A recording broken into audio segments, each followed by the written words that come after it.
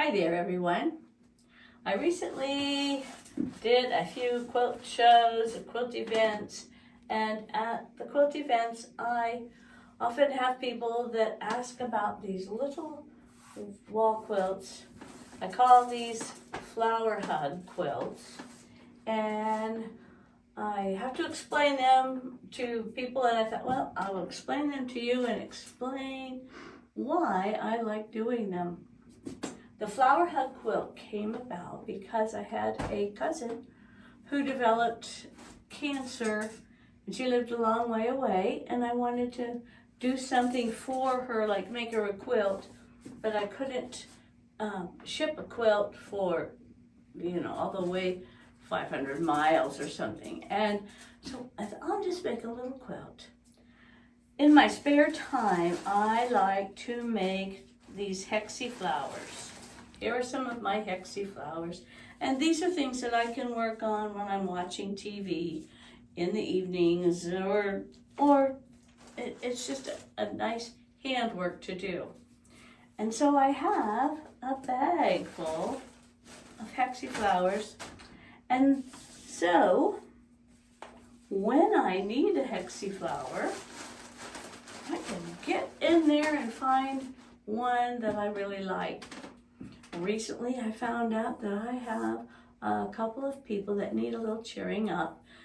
Maybe they're sick, or, if something bad has happened, it's a good way to give them a little lift and a little sign. Hey, I hope you're feeling better, or stuff like that. So, I have two friends, and when I found that out, I want to get busy. I want to do something for them. So I found two flowers that I thought kind of made me think of them. And I also want to say that I never worry anymore about what kind of flower, what color flower, and all of that to put on my hugs. I often don't know what color a person really likes, and I don't know what their house looks like and all that stuff. And I just pick one that I think is pretty, and do you know I haven't had any complaints yet. So here are two flowers. I found this for these quilts. You need, I think this is like 12.5 by, 20 some. And this one's a little bit bigger. That's what I had. I found a flower that I liked with them. Each of these needs a little bit of rickrack. So here's my rickrack. I stuck it up there just to see how it looks. For the binding on the flower hugs, I usually, I think I need 80 inches or something. So I cut that. And here's a binding for this one. The other thing I need for them is some leaves.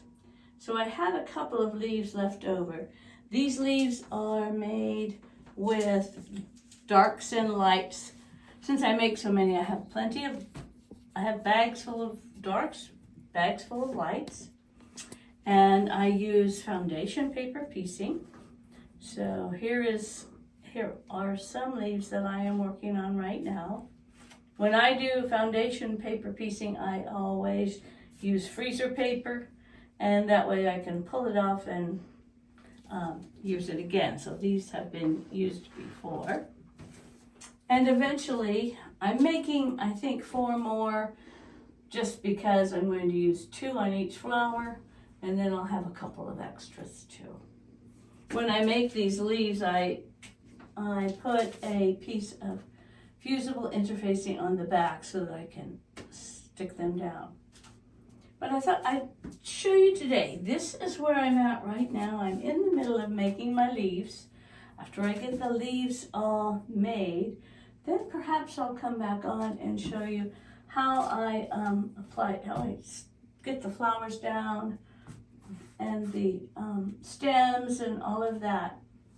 But I think it's a really good way to help somebody else out, and it's also sort of a way that you can keep up your sewing. You can you can enjoy yourself while you're making something for someone else. It doesn't take all that long. And I will have a flower hug finished. And I do have a pattern. It's called Flower Hugs for Walls and Table. I don't remember the name of it. It's on my website. And after I get these farther along, I will show you a little bit more about what I do as far as putting them together. But I just thought I'd show these today so that you could see how, if you need to do something for somebody else, this is a great way to do it. It's not difficult, and they can be mailed easily anywhere in the United States. Flower Hugs for Walls and Table.